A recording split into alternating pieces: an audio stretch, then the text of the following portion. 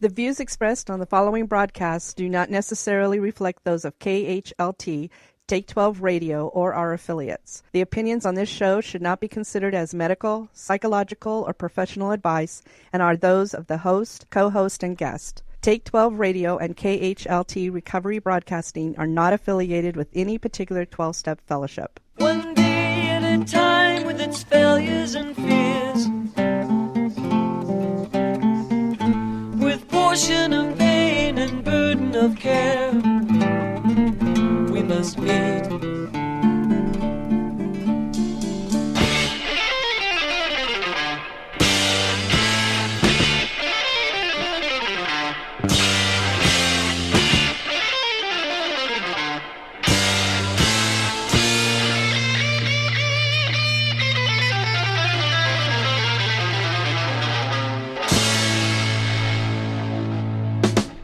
Welcome to Walking Through the Language of the Heart, a journey into the Grapevine writings of Alcoholics Anonymous co-founder Bill W. And now, here are your co-hosts, Chris S. and the Monty'man.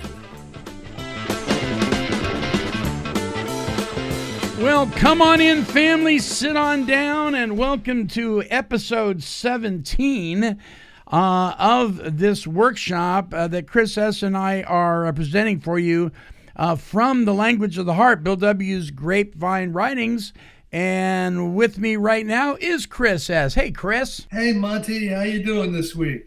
It's been an interesting week. You know, every week is interesting. Every day is interesting. I mean, there's I'm blown away by God's world. I really, really am, and I'm so grateful to have the opportunity to be doing stuff like this. Thursdays is the day we record this, and then we post it and broadcast it on Fridays. Listeners, just a little piece of Take 12 trivia there for you. But Thursdays is like a jam-packed day. I mean, I'm up early in the morning. I got to get stuff done in the studio. Then I'm out to the treatment facility that I have a service commitment for. And that's right up to the line of walking here in the studio and doing what we do here at Walking Through the Language of the Heart. And it's those kind of days, man. I live for them. They're exciting. Had two guys that I work with come back from appointments with their POs, and their probation officers are telling them, man, you guys are making my job easy. You guys are rocking your recovery. I hear stuff like that, and it's just, it's uplifting, and it makes it all worth it, right? Absolutely. You know, there's a line in the book, Alcoholics Anonymous, that I didn't understand for a long, long time. It was a question, and they said, or are you looking for what you can pack into the stream of life? And I always wondered, what are they talking about? What are they talking about there? Well, I'll tell you what, Monty, you and I pack some stuff into the stream of life, don't we? Yeah, we do indeed. Absolutely. Okay, well, let's see. Article 17 in this book, listeners, by the way, if you go to take12radio.com and you click on Recovery Workshops, there you'll find Walking Through the Language of the Heart, and there's a link there where you can purchase this book if you'd like to get a copy of it. It's an Amazon link, so you'll get it pretty quickly. This is Article 17, and it's entitled Traditions Stressed in Memphis Talk. So lead us forth there, my friend. Sure, Monty. Sure. This was in the October 1947 Grapevine, so we are really going back. Yeah, and we're going back into the early history of Alcoholics Anonymous. Now, what just to start this off, what I know about the traditions, and it was that Bill came up with them. All right, Bill basically built them, and then he had to promote them within the fellowship. And there's a lot of stories. There's a lot of stories about him traveling around the country. And, whenever he would go somewhere, they would get him to speak. I don't care what meeting he walked into. They wanted Bill to speak, obviously. And he would, he got a reputation for touting the traditions. I think this is right around the time he started doing that. So he got this reputation for touting the traditions. and people were people were not, as receptive as maybe he would have liked. And they would grab him before the meeting and they would say, Bill, please don't talk about the traditions. Tell the bedtime story. Tell the bedtime story. And what the bedtime story was Bill's personal, recovery story. And they called it the bedtime story because there would be people asleep by the time he was finished with it. If you've ever heard any of the Bill Wilson tapes, he kind of talks like this, Monty. And you can just see people dropping like flies in the audience.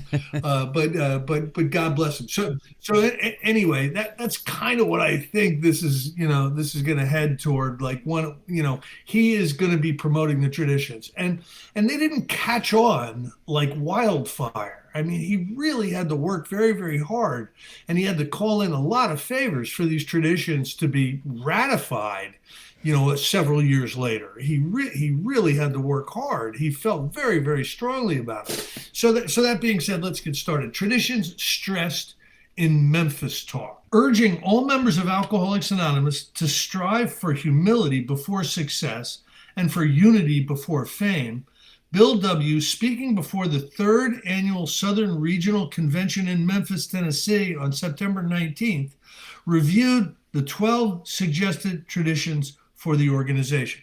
Remember, they started out when we were early on in this workshop, Monty. He was calling them the public relations policies and stuff. Right. So now they've become the traditions, pointing out that the success of AA could be heady wine and a serious problem. Bill reminded members that as alcoholics, we are a people who could not exist at all except for the grace of God. And humility was something that Bill stressed over and over and over again. I'm not sure if it was a problem he personally had, or he just understood that we all needed to develop the capacity of humility, or else we'd ego our way out of this whole thing. Sure. So here are the highlights of the talk as given to the AA Grapevine in advance of the Memphis meeting. Now, also in the early days, they paid a lot of attention to their talks. Many of the people wrote their talks out. Many of them had outlines, or they practiced them. It's become traditional for us to walk up in front of the mic, and say a little prayer, and get going, and let the Spirit move us. That's not really so in the early days with some of these foundational members. They really were very definitive about what they were going to be sharing from behind the podium. So it doesn't surprise me that he had notes, or he had the talk written out, and he was able to give it to the Grapevine before he even did the talk in Memphis. So it's kind of interesting. Some years ago, Dr. Bob and I, among others, did a lot of traveling and speaking at AA groups the length and breadth of the country. Alcoholics Anonymous was just starting its astonishing growth. There was concern whether we could successfully expand so fast. Widely separated clusters of AA were making their uncertain start, often too far from the original few groups to get much direct help. Many had to rely wholly on literature and letters. And letters were a huge thing. There's many of them still exist in the archives, the different Alcoholics Anonymous archives. And if you can pry your way in, to the archives to do some digging, which is not easy, you can find a lot of these letters. Some of the people we know were able to do that. Dick B was one of them. Ernie K. There's a number of people who were able to really dig in. Bill S., the guy who wrote The Writing of the Big Book, was able to find his way into some really serious archive stuff. So this stuff still exists. To meet this seeming emergency, the few of us who could do so got out among the new groups. We wanted to bring our experience and encouragement directly to the incoming thousands who were still unsure. We wanted them to feel a part of the growing whole. We wanted them to see that AA had nothing to do with geography, that it would work for them under any condition whatever. We wished to foster a sound growth and the spirit of unity. So a few of us traveled much, and Bill Wilson was certainly one of them. Times have changed, as everyone knows. AA has since exceeded our wildest expectations. In 1947, AA exceeded their wildest expectations. Speaking for Dr. Bob and myself, we feel that we oldsters need not take the prominent roles we once did. AA leadership is becoming happily and healthily a rotating matter. This is the first time, I think, that he has used the term rotating or rotation, which became a very, very important part of the concepts and how groups handle their officer commitments. And besides our literature, a generous press and thousands of new travelers are carrying AA to every corner of the world. That's in 1947. The years after 1947, many countries were, people traveled to I know Russia, the message was carried into Russia, I think in the 70s, so over the years that were going to come from 1947, it continued to expand. And I think it's in, 170 countries now or something like that. It's a pretty remarkable number. But I also want to say, don't anybody out there ever trust me when I quote a number. Because the only thing I'm sure about is it's not going to be accurate. So anyway, yet there does remain a problem, a serious problem, in whose solution AAs will expect us oldsters to occasionally take a hand. That is the problem of success itself. Always a heady whine, success may sometimes cause us to forget that each of us lives on borrowed time. We may forget that we are people who cannot exist at all, but for the grace of God. The whine of forgetfulness might make us dream that Alcoholics Anonymous was our success rather than God's will. The very malignancy which once tore us apart personally could again commence to rend us as groups. False pride might lead us to controversy, to claims of power and prestige, to bickering over property, money, and personal authority. We would not be human if these illnesses did not sometimes attack us. I love this. We are a people who cannot exist at all but for the grace of God. Don't you know that that's true today, Monty? Absolutely. There's a scripture verse that says that no good thing lives in me that's in my sinful nature. I mean, left to my own devices, I mess everything up, man. I cannot move forward without the power of God in my life. And I'm so grateful to the Fellowship of Alcoholics Anonymous I had a relationship, although it was pretty sketchy. I had a relationship with God before I entered into the whole 12-step world. But I am telling you, it did not gel. It did not come together until the application and implementation of those 12 spiritual principles. It just didn't. And once it did, I chase after it like my sponsor used to say. I chase after it like it's a lost diamond ring instead of an old slipper. It's amazing stuff. What I notice here also is the way that Bill W. refers to God. This is coming from a man who was highly influenced, and correct me if I'm wrong, by the bitterness of his grandfather towards religion and spiritual matters. He wasn't real on board with the whole God thing in the beginning, true? Yeah, you're absolutely right. So his grandfather.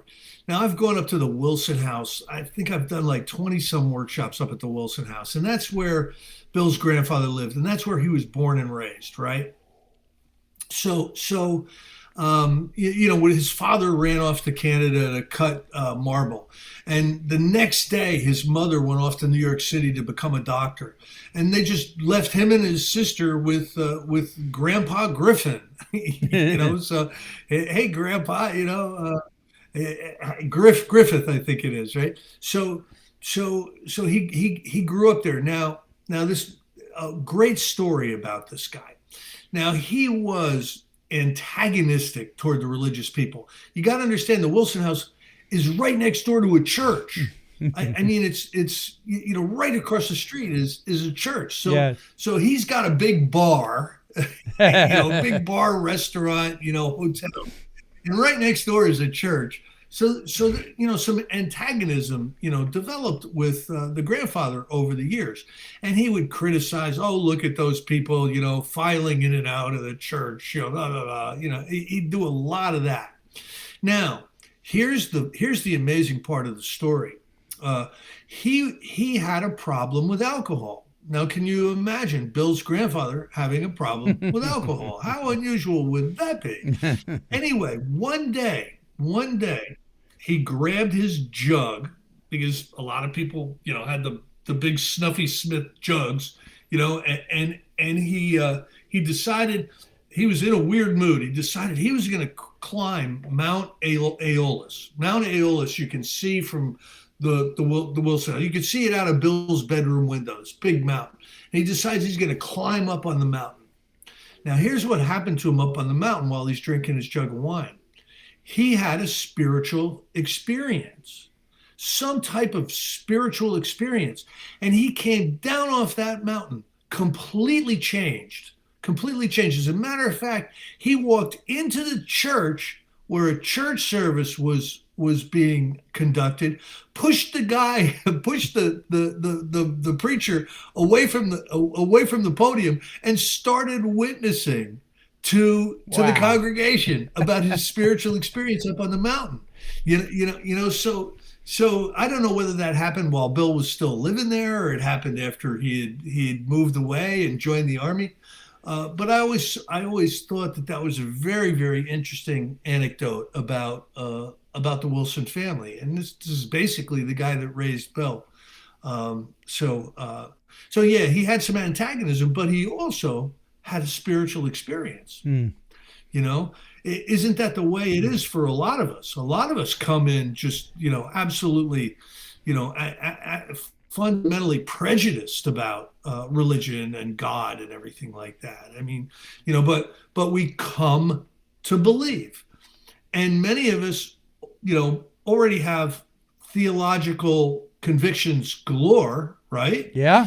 But we come to believe through evidence and experience.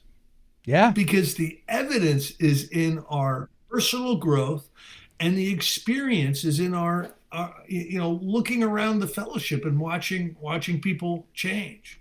So that's kind of what I have to say on that. Yeah. That just shows. So it says here. That just shows once again. No, go ahead. That just shows once again that God meets people where they're at, right? I mean, he didn't have to get himself cleaned up. I mean, he's drinking, for crying out loud. He goes up on this to have this mountaintop experience with his jug, and he ends up coming back having an experience with the Almighty. I just, things like that just. Yeah, it's wonderful stuff. It's wonderful stuff. So I'm going to go off on a complete tangent. Right? Good. I read this marvelous book. I read like it's my job, right? Yeah. I read this marvelous book lately, and it's called The Solace of Fierce Landscapes. And what it is it's a study. It's a study of seeking God in fierce landscapes, up on mountains and deserts. Now, just think, Monty, not only just from the Bible, but from all kinds of spiritual literature, how many people have gone to the fierce landscapes to experience God? And Bill Wilson's grandfather did it. He went up on the mountain, climbed the mountain. Wow.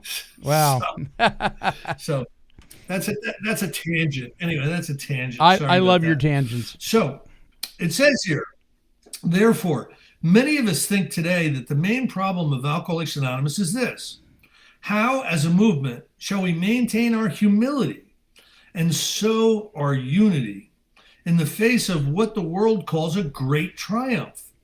Perhaps we need not look far afield for an answer. We need only adapt and apply to our group life those principles upon which each of us has founded his own recovery. If humility can expel the obsession to drink alcohol, then surely humility can be our antidote for that subtle wine called success. So he's really on to this.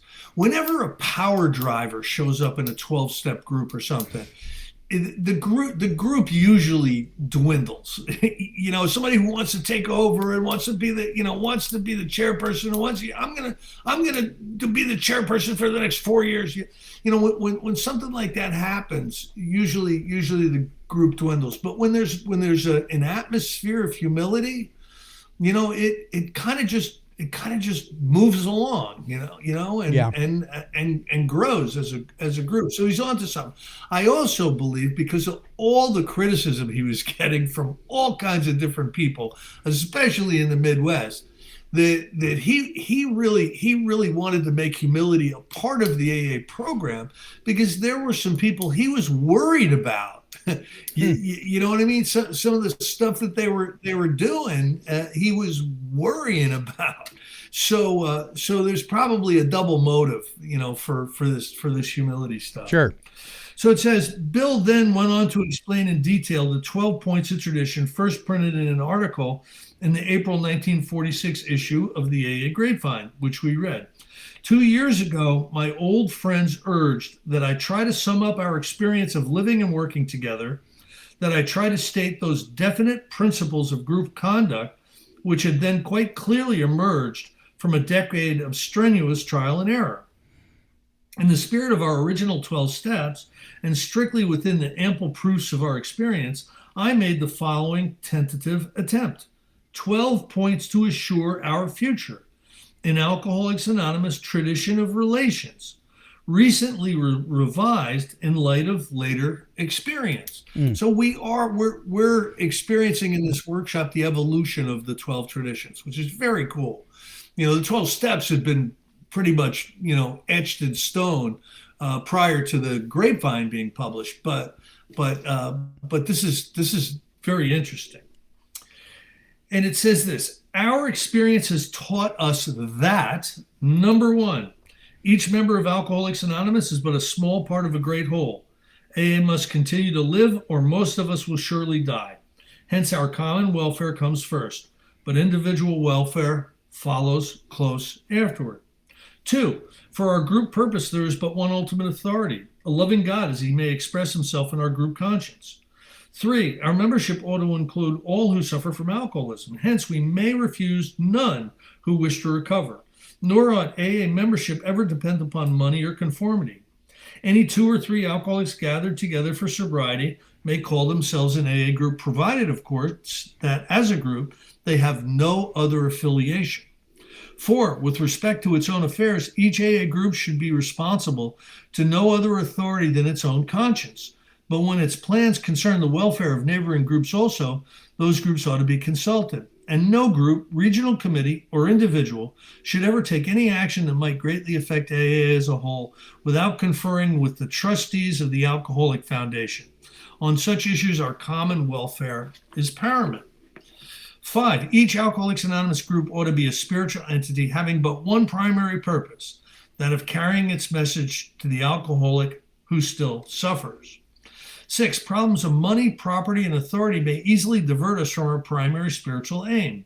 We think, therefore, that any considerable property of genuine use to AA should be separately incorporated and managed, thus dividing the material from the spiritual. An AA group as such should never go into business.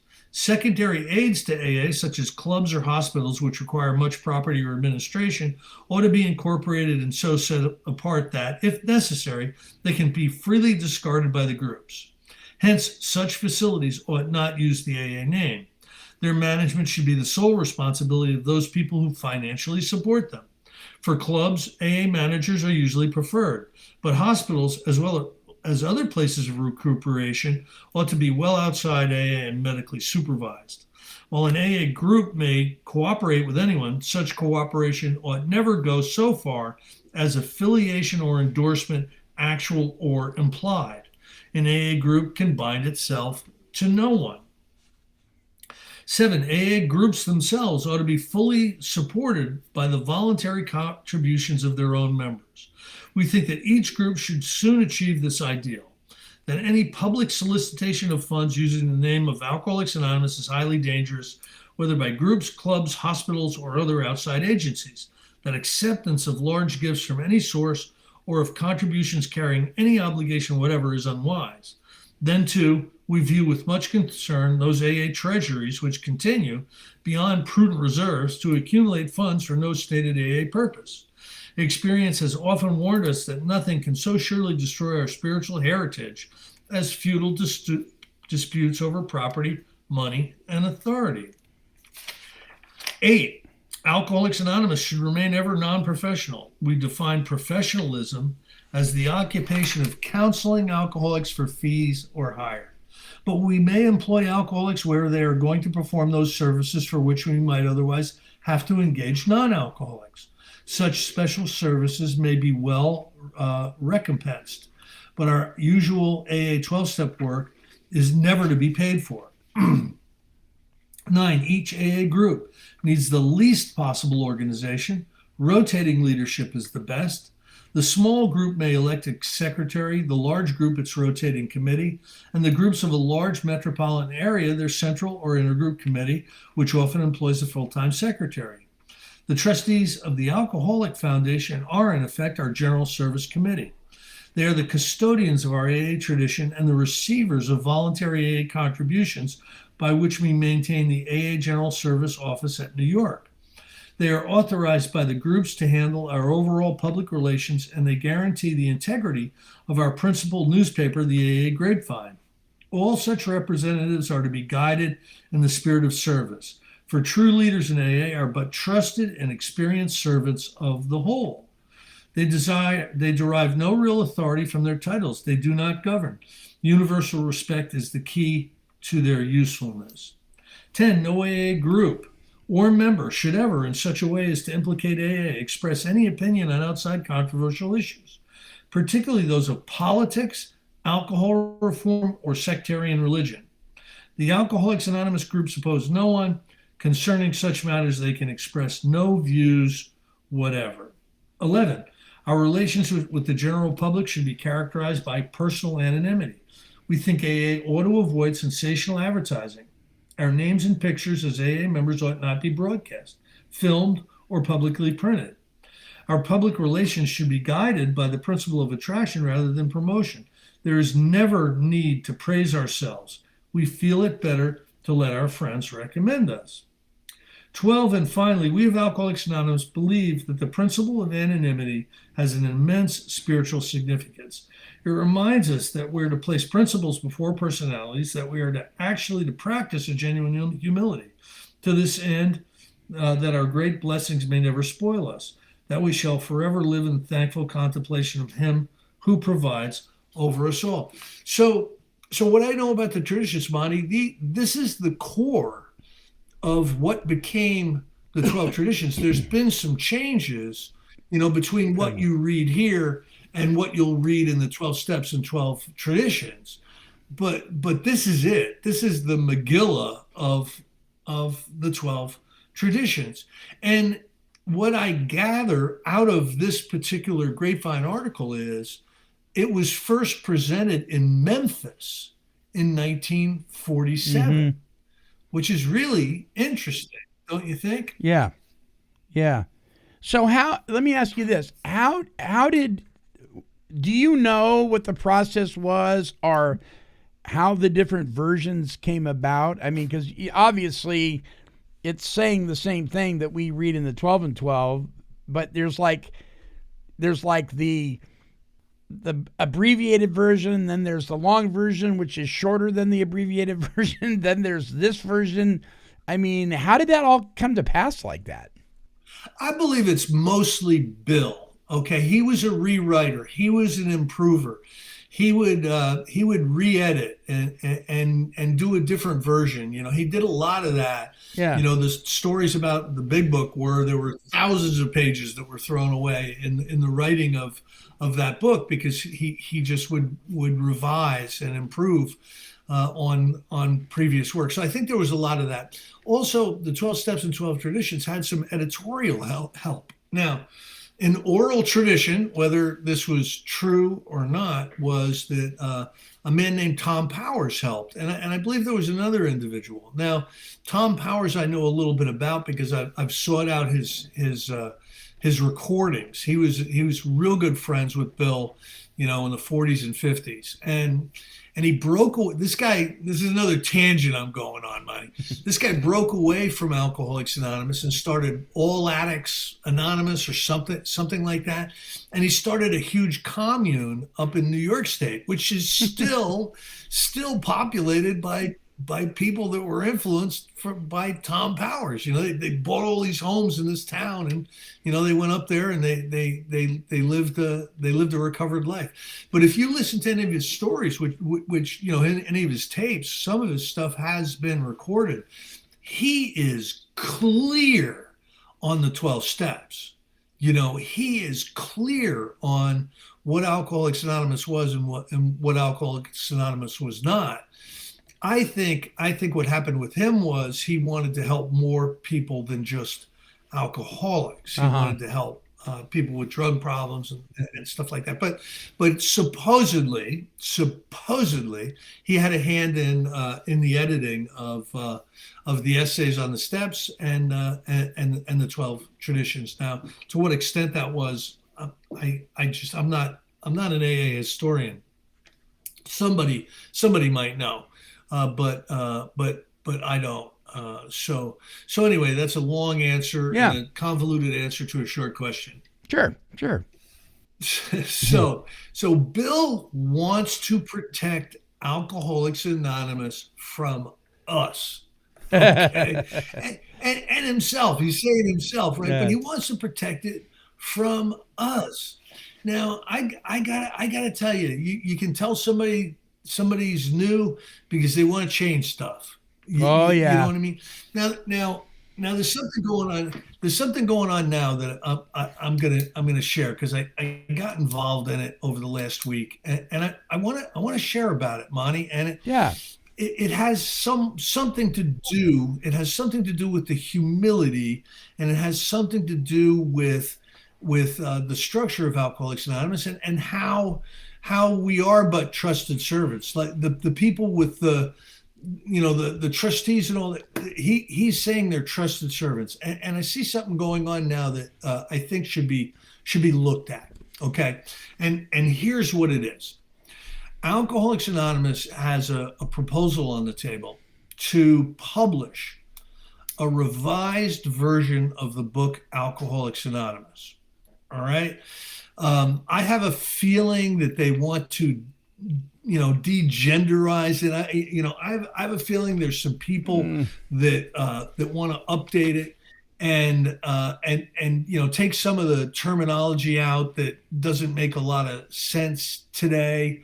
Even the Wright brothers, there's probably a lot of people who don't even know who they are, things like that. Mm-hmm. So there's a proposal on the table to do this.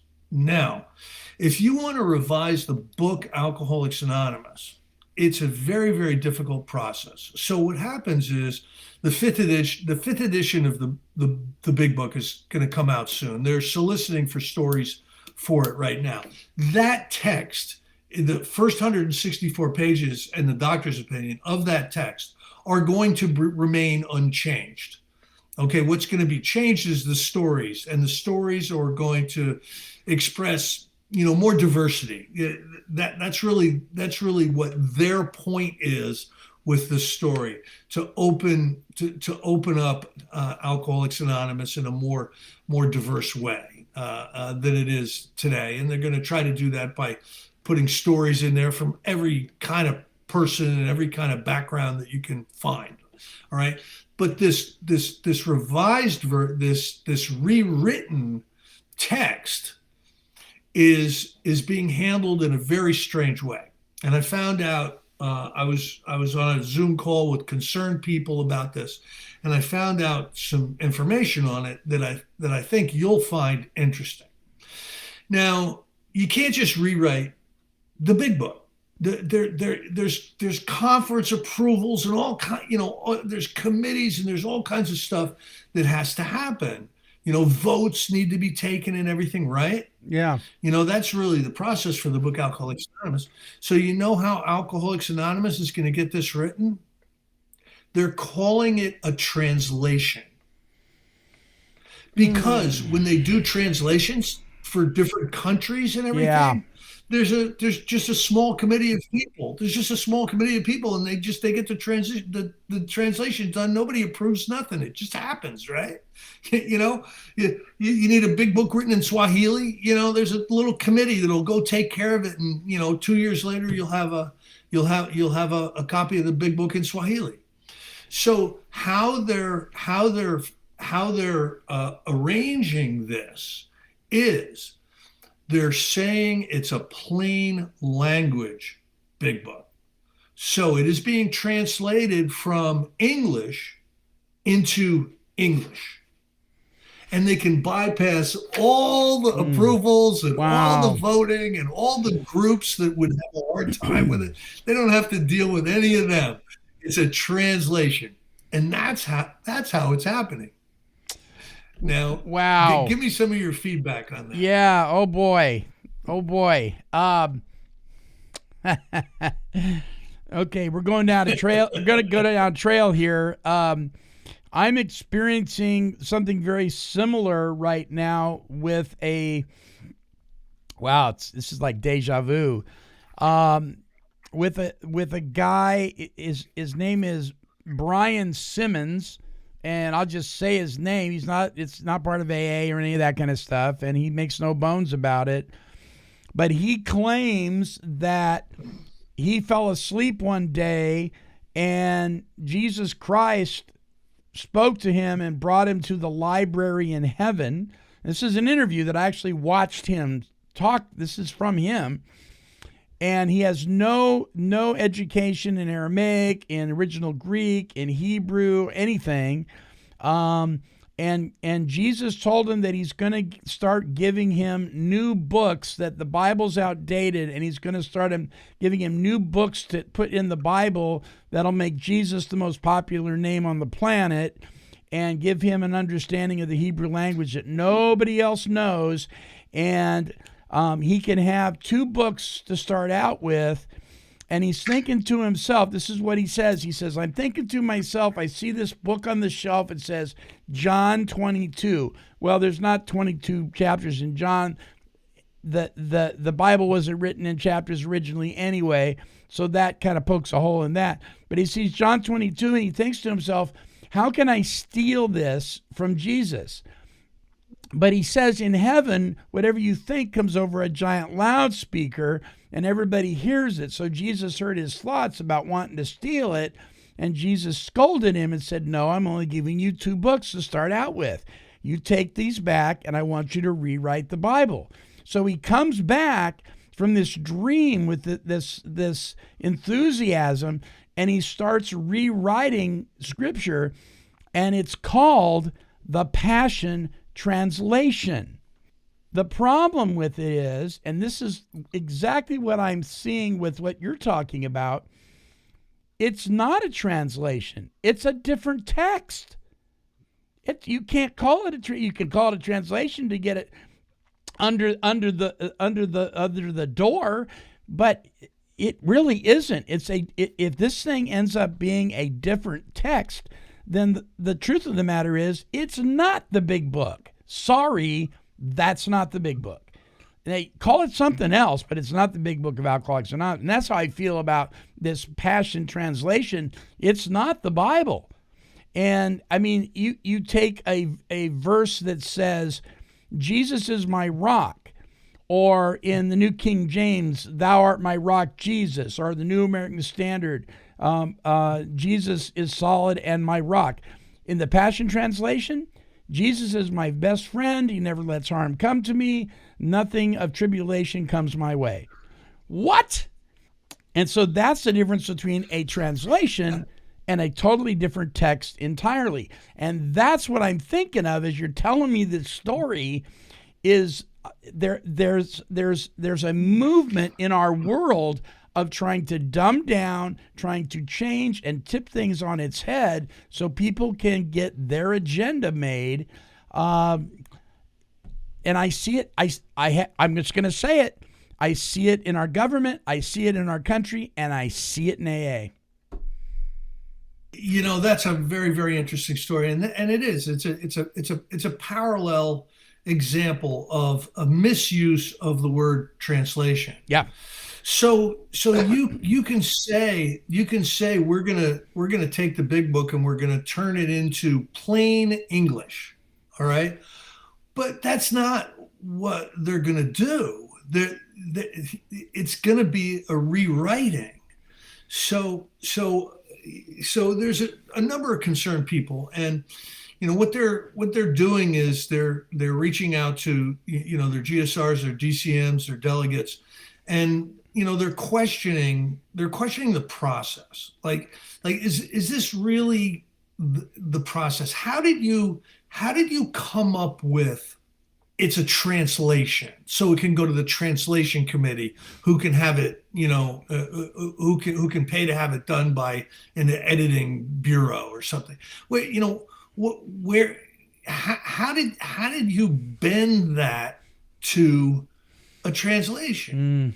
What you're really doing is you're rewriting it and you're simplifying it, and they're using the justification of making it somewhere in the 6th grade reading level.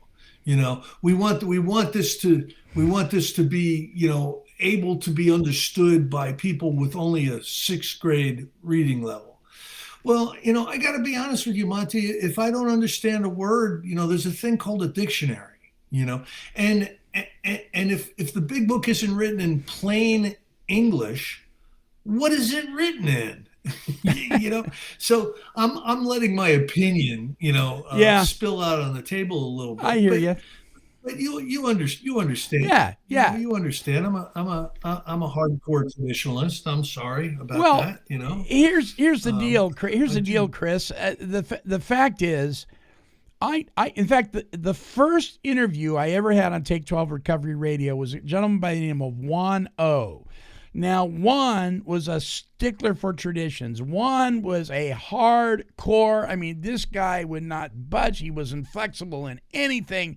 I mean, and I knew that if I could get him on board with the idea of Take 12 Recovery Radio, right, that would be a good thing. And he had a lot of wisdom. And he agreed to come on. He was the first guest I ever had on. Juan's story, he learned to read English by reading the big book, by reading the 3rd edition of the big book. That's how he learned to read English. And the deal of it is there are more people in that have that same story. And there's stuff in the big book that it demands that you get a period dictionary. It calls for you to do some investigative work. And when you do that, that's when you get the filet mignon of the text. And so if we're making it a 6th grade level, I don't know, we're taking the challenge of it away from folks. I think it would be a shame, a real shame. But what do I know? You can write a Bible for children if you want, right? Yeah. But is it going to have the same depth and weight of the scriptures? No. I feel kind of the same way about this, but what are you going to do? Yeah. I'm only one vote, Monty. That's right. I stay humble. With my one vote. There you go. Okay. There you go. God. Trust God, love people. All right, let's finish this. All right. Let's finish this thing up. It says here, to sum up, for thousands of alcoholics yet to come, AA does have an answer. But there is one condition. We must at all costs preserve our essential unity. It must be made unbreakably secure. Without permanent unity, there can be little lasting recovery for anyone. Hence, our future absolutely depends upon the creation and observance of a sound group tradition. First things will always need to be first. Humility before success, unity before fame. That's the only time I've ever seen him explain first things first. I swear to God. Yeah. So anyway, Monty, I blew through the 12 traditions. I just read them, right through. Yeah. And the reason for that is it is in the next couple of pages, he breaks them down and he does an article on each one of the traditions. And that's where we'll dig in deep. All right. You know what I mean? Tonight was seeing the whole ball of wax. Sure. And as we go through the next couple of shows, because they're short, we might do a couple of them a night, because they're not even a full page each, some of them. So we might do more than one tradition a night, if that's all right with you. But yeah, but we'll get deeper into it in the next couple of weeks. All right. Good going. And maybe we'll get some interesting emails in relation to the discussion that we just had.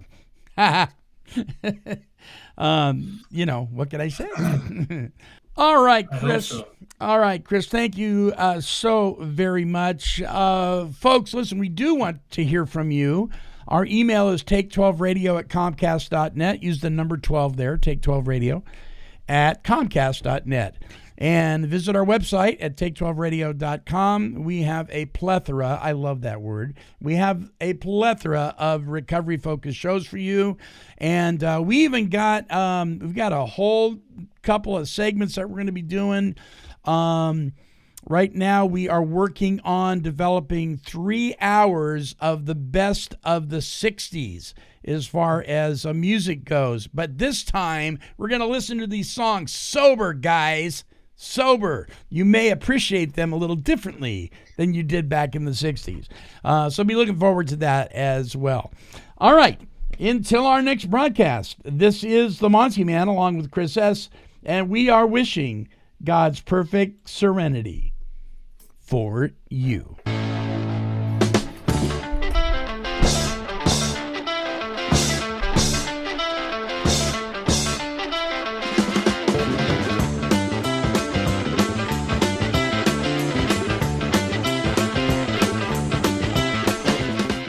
For more recovery workshops with Chris S. and the Monty'man, visit our website at take12radio.com and click on the Recovery Workshops banner.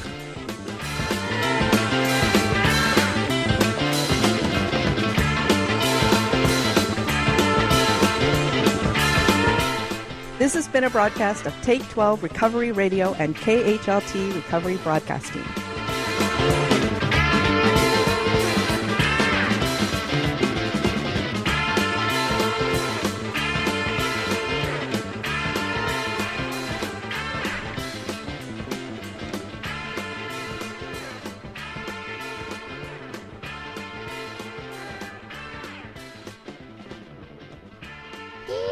Kitty, kitty, kitty, kitty. Meow, meow, meow. Woof, woof.